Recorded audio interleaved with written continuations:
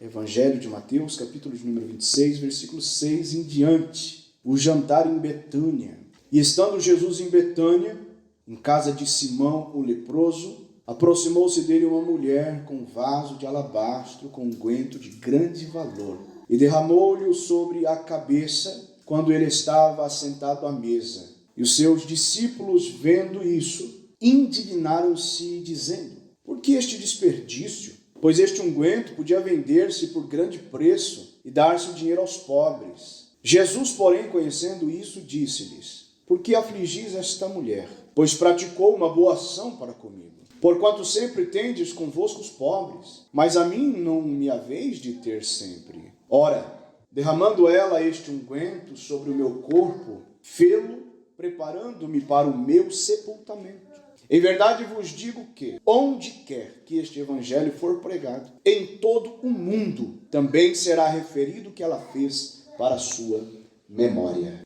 Esse épico jantar, não pelo jantar, mas pelo que aconteceu nessa ocasião, algo inusitado ou algo único, singular, nunca havia havido antes e também não houve depois. O Senhor Jesus, 6 dias antes da Páscoa, ele está indo para Jerusalém para a ocasião da Páscoa, e ele para numa aldeia, num vilarejo em Betânia.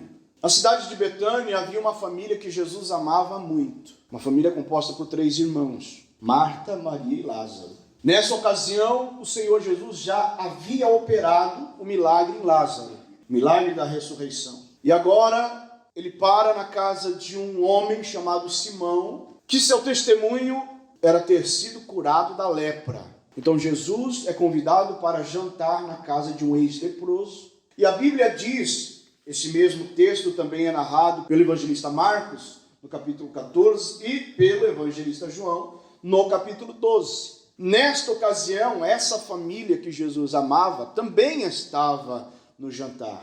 Marta, Maria e Lázaro. A noite desse jantar é a noite de um dia antes de Jesus entrar em Jerusalém, para a sua última semana na terra como homem.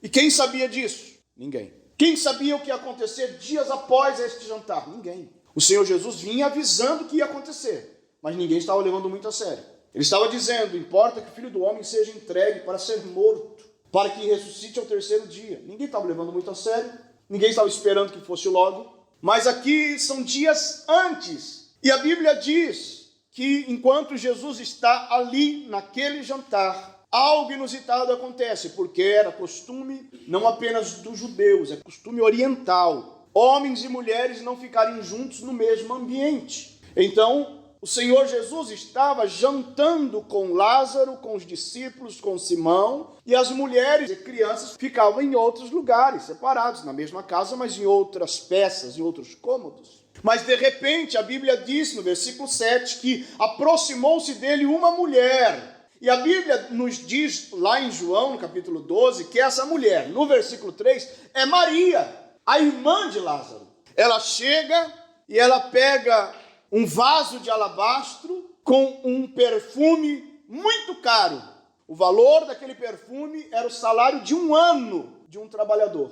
E ela havia guardado aquele perfume para uma ocasião especial. Geralmente as mulheres guardavam esse perfume para quebrá-lo no dia do seu casamento, junto com o seu noivo, nas recâmaras. Mas alguma coisa deve ter despertado o coração de Maria e ela deve ter percebido que o mestre estava se despedindo e ninguém estava percebendo. Porque o Senhor Jesus mesmo nos revela quando ele diz no versículo 12, quando ele chama a atenção dos discípulos, Jesus disse a eles: ela o fez para o meu sepultamento. Porque era comum ungir os corpos para que eles fossem enterrados, envolto em panos. Eles preparavam o corpo. Jesus disse: ela está antecipando, ela saiu na frente. A questão é que esta atitude de Maria, de ter chegado e ter derramado esse unguento sobre a cabeça de Jesus, ter entrado no ambiente em que era só os homens, ter quebrado o protocolo,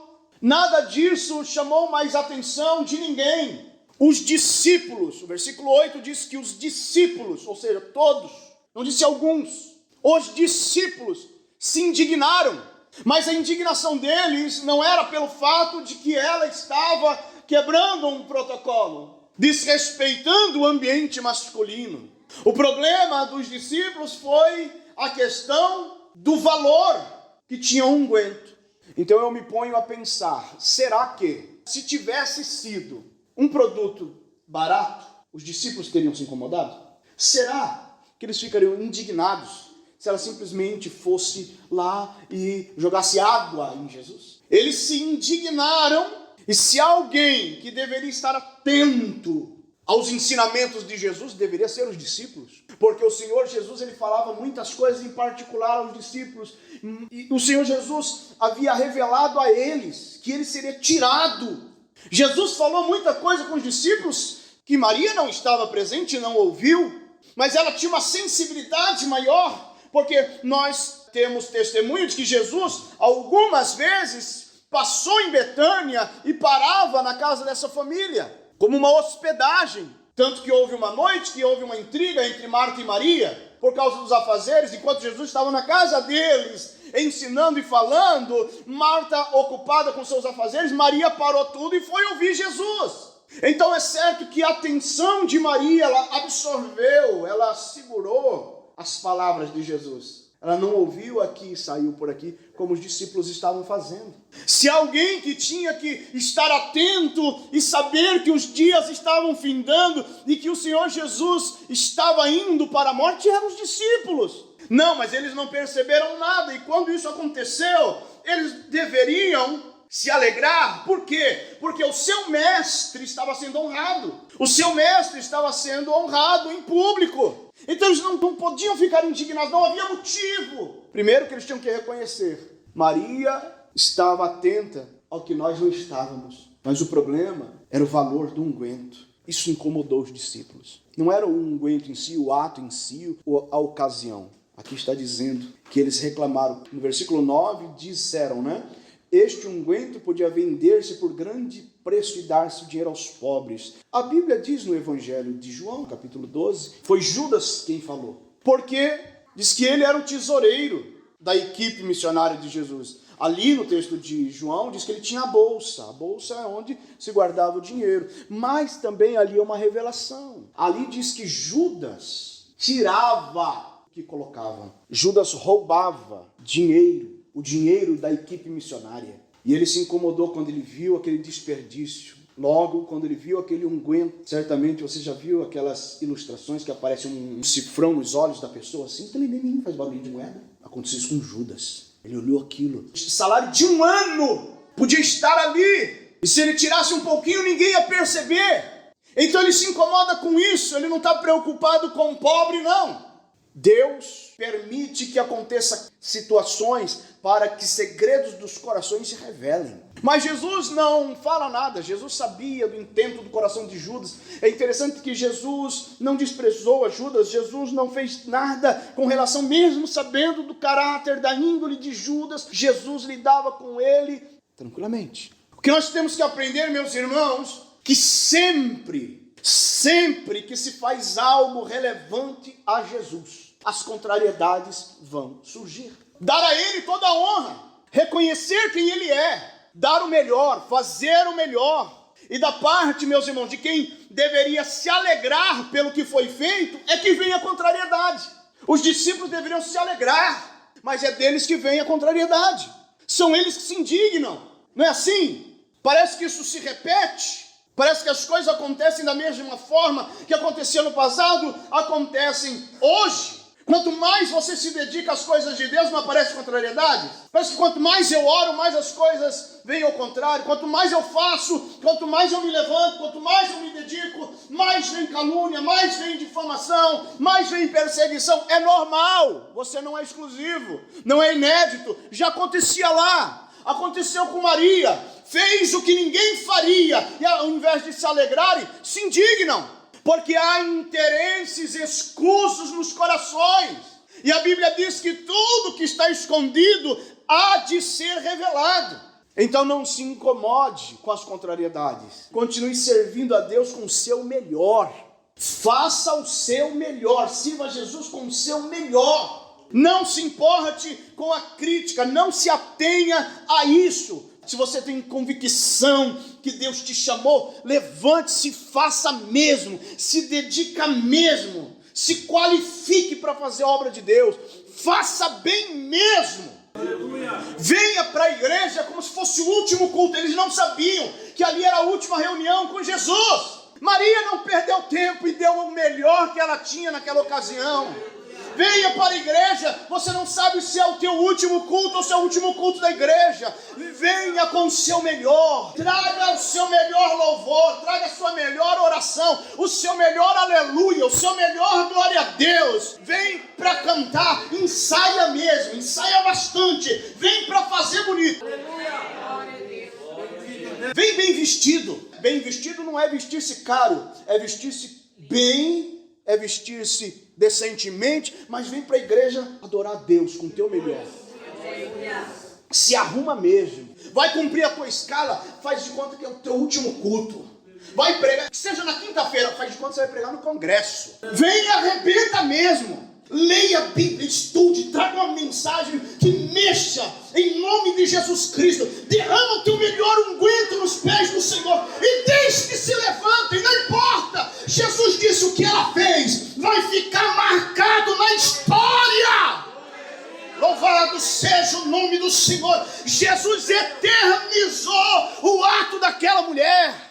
Vocês podem dar esmola todos os dias para os pobres. Vocês estão com os pobres todos os dias, mas a mim vocês não têm de sempre. Então valorize o momento de estar com Jesus. Agora é hora de adorar a Jesus. Agora é hora de bendizer o nome do Senhor. Outra hora é hora de fazer outras coisas, mas na presença de Deus é hora de dar o melhor. Aleluia. Glória a Deus, se dedique para fazer a obra do Senhor. O Senhor Jesus está eternizando aquele momento. E quando Ele diz que vai ficar na memória, é porque precisava ficar registrado, senão nós não saberíamos. Isso se cumpre, tanto que nós estamos falando dela aqui. E é interessante que quando diz que os discípulos se indignaram, então ninguém escapou. Mas aí, lógico que não é esse o objetivo, não é o objetivo de constranger os discípulos, mas eles precisaram escrever. Mateus escreveu, fato. E mesmo implicitamente, ele teve que escrever que ele também se indignou. Ele estava lá.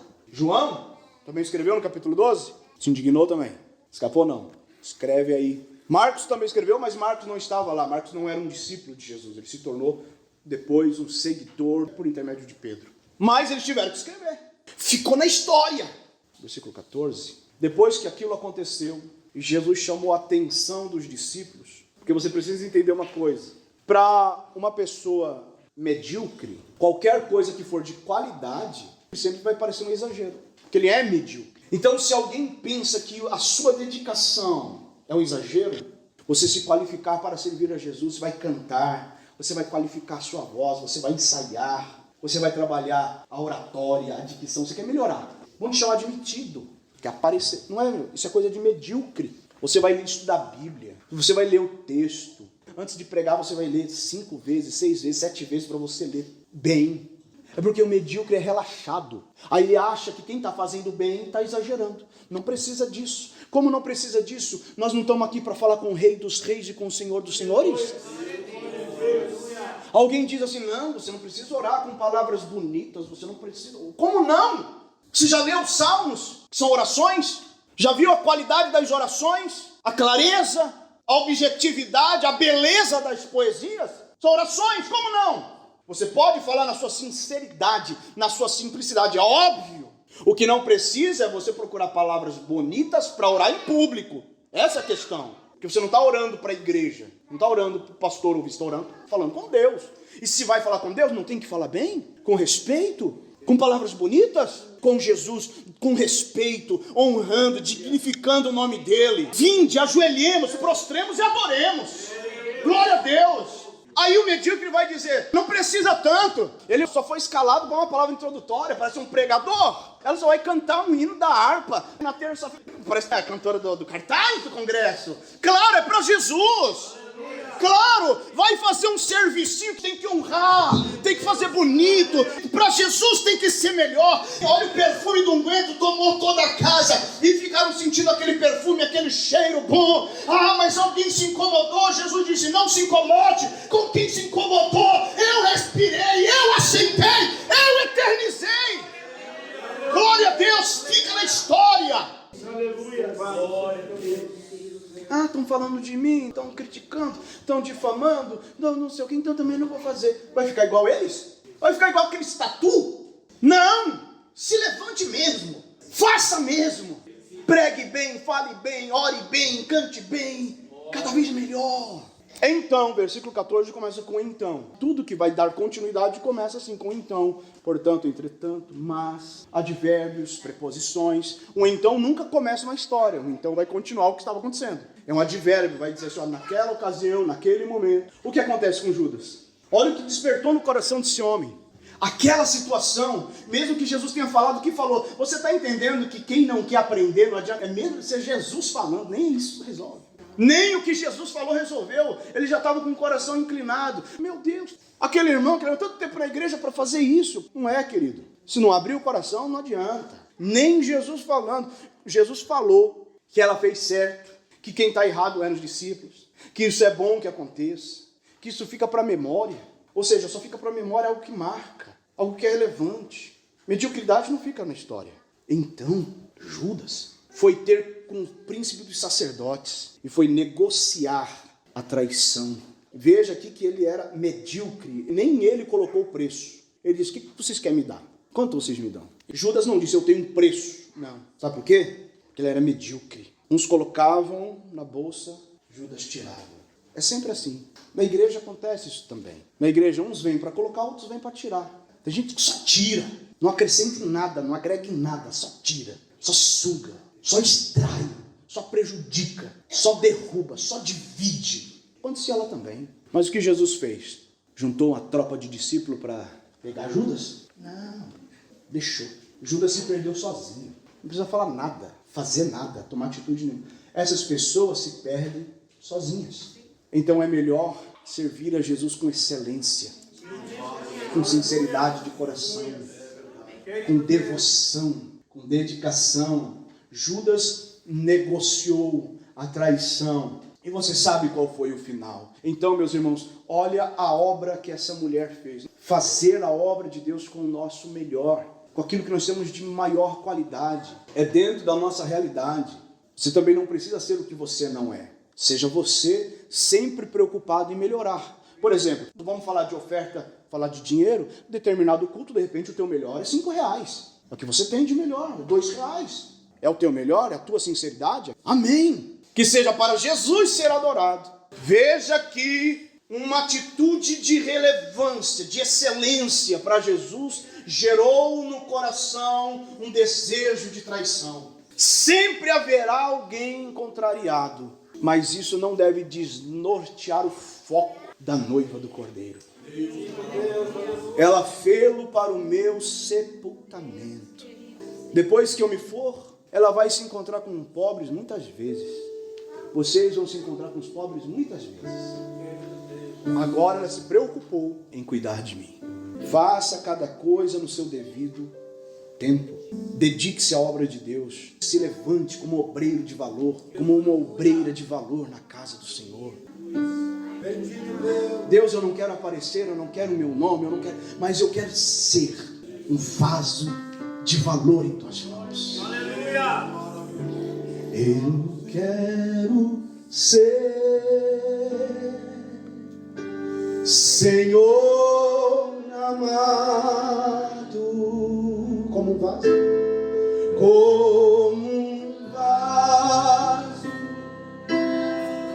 do oleiro, quebra a minha vida, como aquele vaso foi quebrado, e me faça de novo.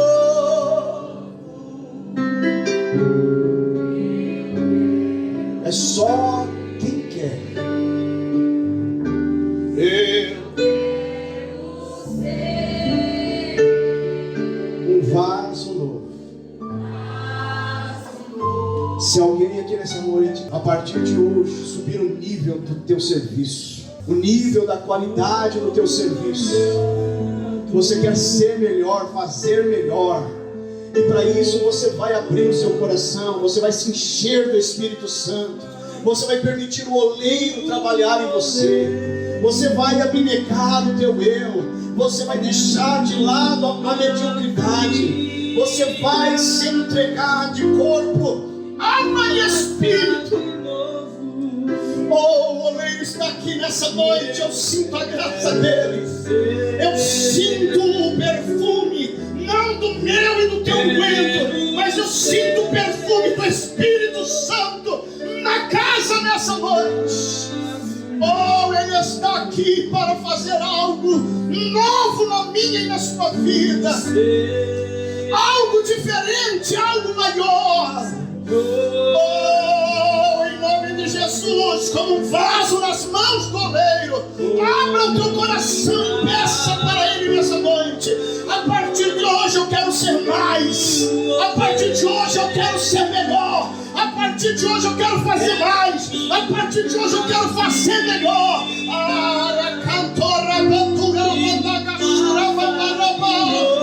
Para a glória dele, ó, vinde, prostremos, adoremos e ajoelhemos na presença do Senhor. Sinta a graça dele nessa noite. Você que saiu do seu lugar está aqui à frente, abra o seu coração e sinta a graça do Senhor sendo derramada sobre a sua alma, e se encha do seu poder, se encha do seu Espírito Santo. Abre a sua boca para glorificar e deixa ele te batizar com o Espírito, deixa ele te renovar, deixa ele te dar dom espiritual, deixa ele te levantar, deixa ele te moldar.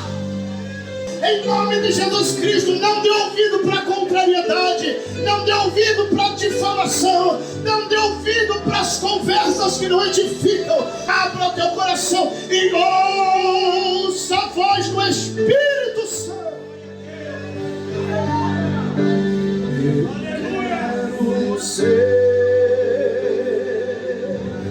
Senhor amado, como um vaso nas mãos do oleiro, quebra minha vida e me faça de novo, e que a boca para sua sinta a glória, sinta a glória, sinta o poder, sinta a unção, sinta a virtude da palavra. Oh, o oleiro está aqui nesse lugar. Sinta o fogo ardendo no seu coração, sinta sobre a sua cabeça o poder de Deus descendo. Deixa ele te encher, deixa ele te encher, deixa ele te encher. Pelo poder da palavra, receba a libertação que você precisa, receba a cura que você precisa. Deus está quebrando as correntes, Deus está quebrando as algemas, Deus está derrubando as muralhas do teu caminho.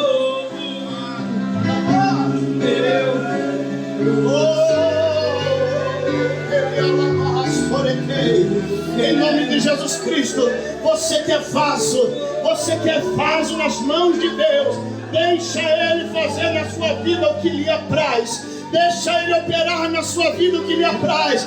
Abre a sua boca e se encha dele agora. Abre a sua boca e seja cheio do Espírito Santo, seja cheia do Espírito Santo. Receba a unção no teu ministério, receba a unção na tua casa, receba a unção na tua vida, receba a unção nas tuas mãos, receba a unção na tua língua, receba a unção nos teus olhos. Receba agora, pelo poder da palavra. Dê glória, de aleluia, dê glória, de aleluia. Derrama o teu unguento, derrama o teu unguento, dê a tua melhor adoração.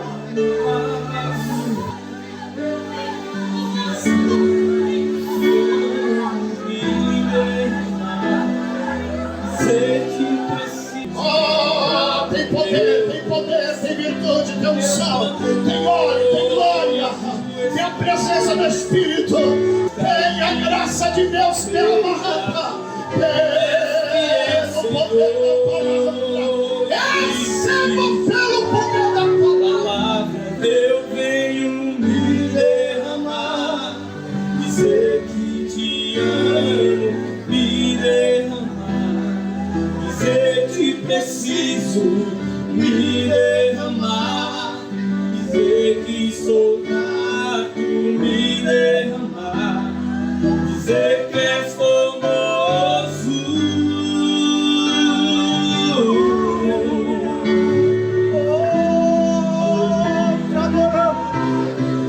Eu venho me derramar, dizer que te amo, me derramar, dizer que preciso me derramar, dizer que sou grato, me derramar, dizer que és famoso.